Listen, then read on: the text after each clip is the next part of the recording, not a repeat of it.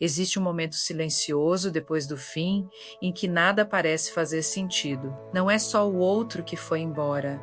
Algo dentro de você também não está mais no lugar. Você olha para si mesmo e encontra um território estranho, como se a própria identidade tivesse sido desmontada peça por peça. E aqui está uma verdade desconfortável, quase nunca dita com clareza. Sair de um relacionamento tóxico não devolve quem você era. A saída encerra o vínculo externo, porém o impacto interno continua operando, reorganizando percepções, emoções e referências. O que você sente não é fraqueza, é consequência. Relacionamentos tóxicos não ferem apenas sentimentos. Eles reconfiguram a forma como você se percebe. Durante o vínculo, sua realidade foi sendo ajustada, muitas vezes de forma sutil, outras vezes de forma direta. Pequenas invalidações repetidas ao longo do tempo criam um efeito profundo. Você começa a duvidar do que sente, questiona o que percebe, perde a confiança na própria leitura da realidade. Esse fenômeno não é espiritual, não é místico, não é destino. Dentro da psicologia recebe o nome de distorção perceptiva induzida, frequentemente associada ao gaslighting. A mente, exposta continuamente a contradições emocionais, tenta se adaptar para sobreviver e, ao se adaptar, se fragmenta. Talvez você tenha ouvido que precisa se reencontrar, voltar a ser quem era antes. Essa ideia, embora popular, é enganosa. Quem você era antes não existe mais, não porque foi destruída, e sim porque foi atravessada por experiências que alteraram sua estrutura interna. Tentar retornar ao passado gera frustração, já que você está tentando acessar uma versão que não corresponde mais à sua realidade atual. O caminho não é retorno, o caminho é reconstrução. Reconstruir a identidade não significa consertar algo quebrado. Essa perspectiva já nasce equivocada, pois parte do pressuposto de que você está defeituosa. A reconstrução é um processo de reorganização interna, no qual partes que foram silenciadas, distorcidas ou desconectadas começam a ser reintegradas. Durante o relacionamento, você desenvolveu mecanismos para manter o vínculo, mesmo diante do desconforto. Esses mecanismos não são sinais de fraqueza. São estratégias de sobrevivência psíquica. O problema surge quando, após o fim, esses padrões continuam ativos, interferindo na forma como você se enxerga. Existe também um luto que precisa ser reconhecido não apenas pelo outro. Embora isso já seja complexo, há um luto pela versão de si que acreditava, que confiava, que tinha certezas. Há um luto pela narrativa de futuro que foi construída dentro daquele vínculo. Há um luto pela sensação de segurança. Mesmo que essa segurança fosse ilusória, ignorar esse luto cria uma falsa ideia de superação, enquanto a dor permanece ativa em níveis mais profundos. A cura não acontece pela negação, ela exige atravessamento. Durante esse processo, 3 pilares fundamentais da identidade precisam ser reconstruídos. O primeiro deles é a autopercepção. Em relações tóxicas, a percepção interna é constantemente invalidada. Você sente algo, o outro nega. Você percebe incoerência, o outro distorce. Aos poucos, a mente aprende a desconfiar de si mesma. Recuperar a autopercepção significa voltar a reconhecer que aquilo que você sente tem valor.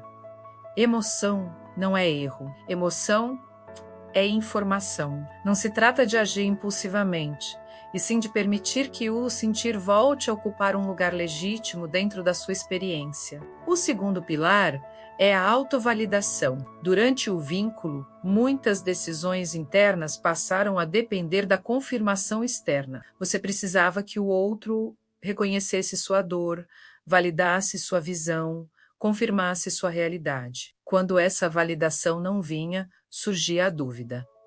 Após o fim, esse padrão permanece. Surge a necessidade constante de confirmação, como se sua experiência não fosse suficiente por si só.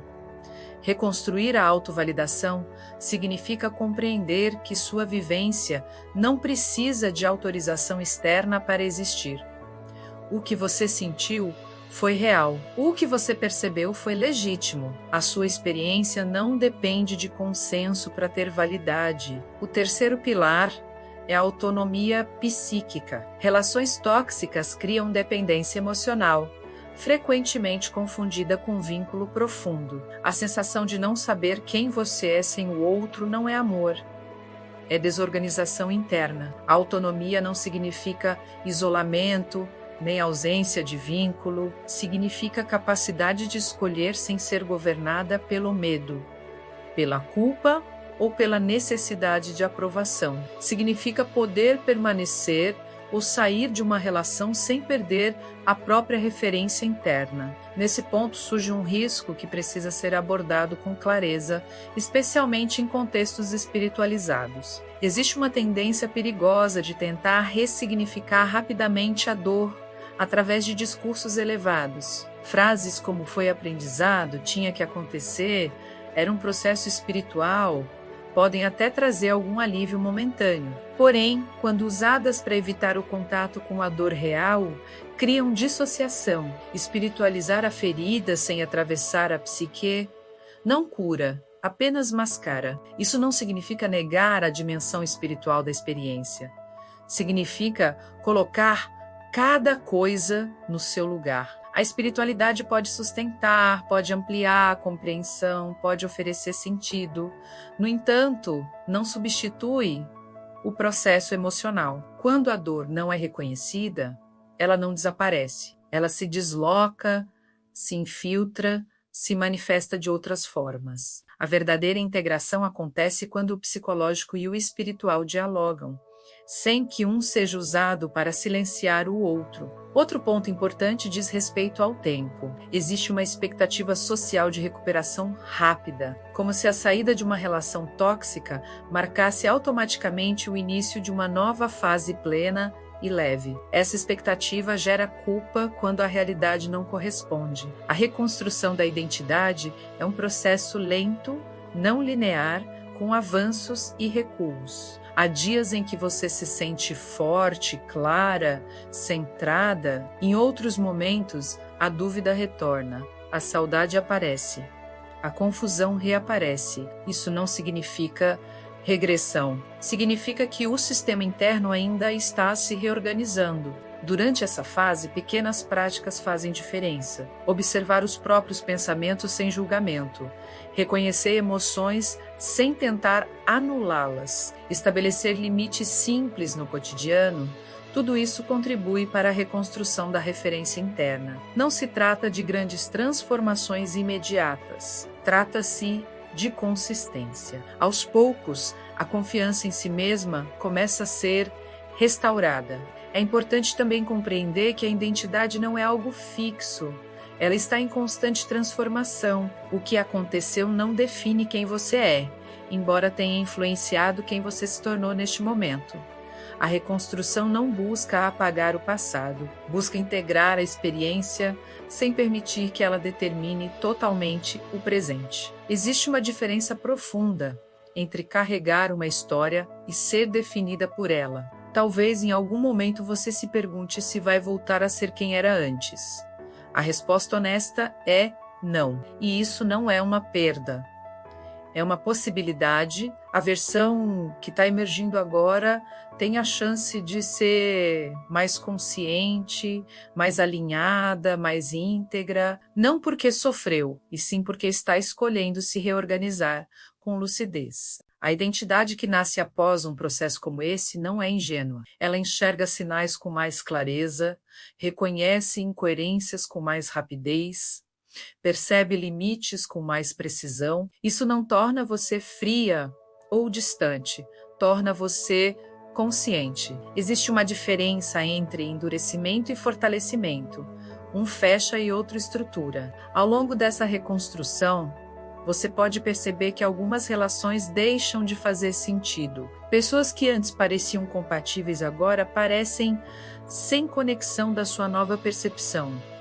Isso também faz parte do processo. Quando a identidade muda, o campo relacional se reorganiza. Permanecer em ambientes que não respeitam essa nova estrutura pode gerar um novo ciclo de desgaste. Escolher com quem você se relaciona passa a ser um ato de consciência, não apenas de afinidade emocional. Existe também a questão da culpa. Muitas pessoas, após saírem de relações tóxicas, carregam um peso interno por não terem saído antes, por terem permitido certas situações, por não terem percebido sinais iniciais. Essa culpa precisa ser revisada com cuidado. Permanecer em um ambiente que causa dor não é sinal de fraqueza moral. É resultado de um conjunto de fatores emocionais, cognitivos e relacionais que se desenvolveram ao longo do tempo. Julgar o passado com a consciência do presente é uma forma injusta de avaliação. A compreensão precisa substituir a condenação.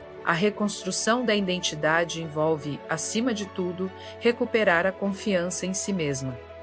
Isso não acontece de uma vez. A confiança é construída a partir de pequenas evidências internas. Cada vez que você reconhece um limite, cada vez que respeita uma emoção, cada vez que escolhe não se violentar para manter uma relação, um novo registro interno é criado. Esses registros repetidos ao longo do tempo formam uma base mais sólida. Existe uma beleza silenciosa nesse processo, embora nem sempre seja percebida. A reorganização interna, apesar de dolorosa, abre espaço para uma relação mais honesta consigo mesma, sem idealizações excessivas, sem negações profundas, sem dependência constante de validação externa.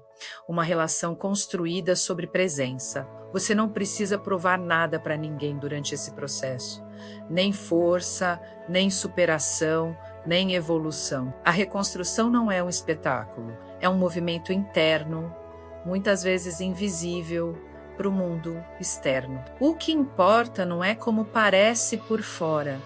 O que importa é como se organiza por dentro. Em algum momento, talvez você perceba que o vazio inicial começa a ser preenchido. Não por distrações, não por novos vínculos imediatos e nem por tentativas de substituição. Esse preenchimento surge de dentro, a partir de uma reconexão gradual com quem você está se tornando, e essa reconexão traz uma sensação diferente de tudo que você já experimentou antes. Não é euforia, não é intensidade extrema, é uma estabilidade silenciosa. A cura, nesse contexto, não significa ausência de dor, significa capacidade de sustentar a própria experiência sem se perder dentro dela. Significa reconhecer emoções sem ser dominada por elas. Significa viver com mais coerência entre o que você sente, o que você pensa e o que você faz. Você não precisa voltar a ser quem era. Essa versão cumpriu o papel que precisava cumprir dentro do contexto que existia. Agora,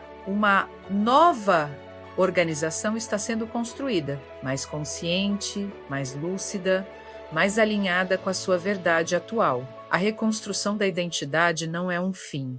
É um início menos ilusório, menos dependente, menos fragmentado. Um início que não nasce da fantasia, e sim da realidade integrada.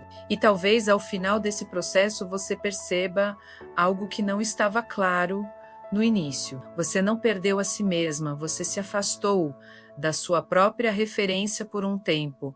Agora você está voltando, não para o passado, e sim para si. Paz e luz a todos.